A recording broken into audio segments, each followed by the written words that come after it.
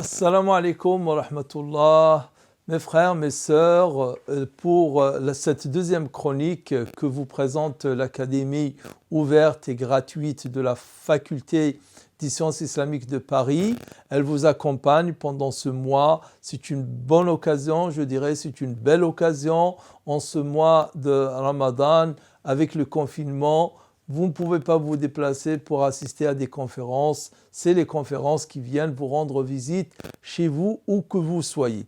Dans des petites séquences, des petites chroniques qu'on vous présentera chaque jour. Aujourd'hui, c'est moi. Une autre fois, ce sera un autre prof parmi les professeurs de la Faculté des sciences islamiques de Paris. On prend un juz. On arrive aujourd'hui au deuxième juz du Coran qui commence par le verset 142 et se termine par le verset 252 de la sourate Al-Baqarah, page 22 à page 41. Quand je dis page à page, quelqu'un peut se poser la question et me dire, c'est une occasion de l'expliquer, pourquoi parle-t-on de page? En fait, il y a un standard coranique. Quelle que soit la taille du Coran, petit, moyen ou grand, le format, il y a un standard, on garde à peu près et pour les lettres, leur taille, de façon à retrouver pratiquement les mêmes versets sur les mêmes pages, quelles que soient les éditions, quand c'est des éditions qui sont faites par des éditeurs qui respectent ces standards. Ça commence par le verset où Allah Ta'ala il parle du changement de la Qibla. Comme vous le savez, la Qibla au début de l'islam, quand les musulmans sont arrivés à Médine, ils se dirigeaient vers Jérusalem, Beit al-Maqdis. Et ensuite, Allah, au bout d'1 an et quelques mois, a décidé que désormais, la direction de la Qibla sera la Kaaba et ainsi Allah ordonne aux musulmans de se diriger vers la Kaaba.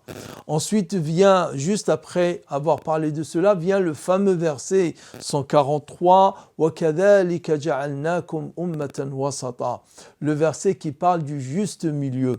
Le juste milieu qui n'est pas seulement une caractéristique, je dirais, c'est l'essence même de cette religion.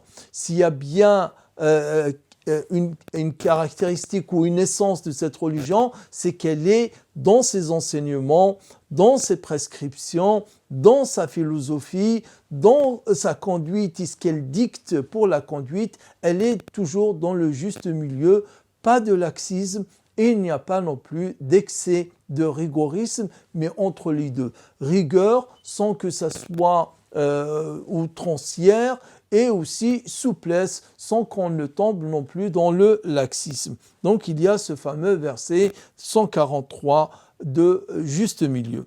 Ensuite vient le verset 177, le fameux, je dirais, verset « Laysa al-birru an tuwallu wujuhakum ». Pourquoi je dis le fameux verset? Parce que vous avez là, dans ce verset 177 de Sourate Al-Baqarah, un résumé, un condensé complet de tout l'islam. En quelque sorte, l'islam, si on veut le retrouver rassemblé en un seul verset, c'est le verset 177 de Sourate Al-Baqarah.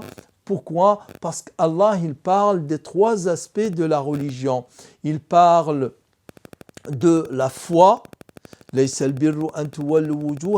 piété pieuse, la bonté pieuse ou l'excellence ne consiste pas à se tourner vers l'est ou l'ouest, mais c'est le fait de croire en Allah, en le jour dernier, les anges, etc. Ensuite, Allah va parler du comportement et parler de la prière, parler de la zakat et il termine par certaines convenances générales. Donc on trouve les 3 domaines, la foi, la pratique cultuelle et le comportement. Ce sont les 3 aspects de la religion musulmane. Al-Iman, Al-Ibada et Al-Mu'amalat. Très très important.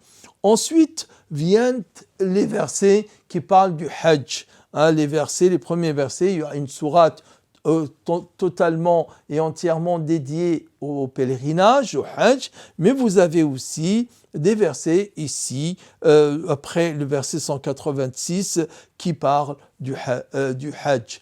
Mais il y a aussi quelque chose d'autre, il convient de le citer, alors que nous sommes au mois de Ramadan. C'est dans cette sourate, à savoir la sourate, la Génisse, Al-Baqarah, où nous retrouvons les 6 versets qui parlent du jeûne du mois de Ramadan, verset qui commence par le verset 183, où Allah il dit « Ya ayyuhalladhina amanu kutiba alaykumus siyam » Ô vous les croyants, le jeûne vous a été prescrit comme il a été prescrit à ceux qui vous ont précédés, ainsi atteindriez-vous la piété. Ensuite, Allah, le verset suivant, verset 184, il dira Shahr Ramadan alladhi unzila fihi al-Qur'an, le mois de Ramadan, mois durant lequel le Coran fut révélé, fut descendu.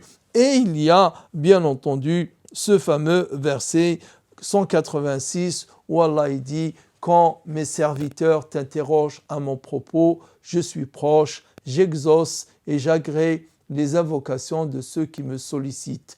Verset qui nous montre ô combien il est important de multiplier les prières, les du'as pendant le mois de Ramadan.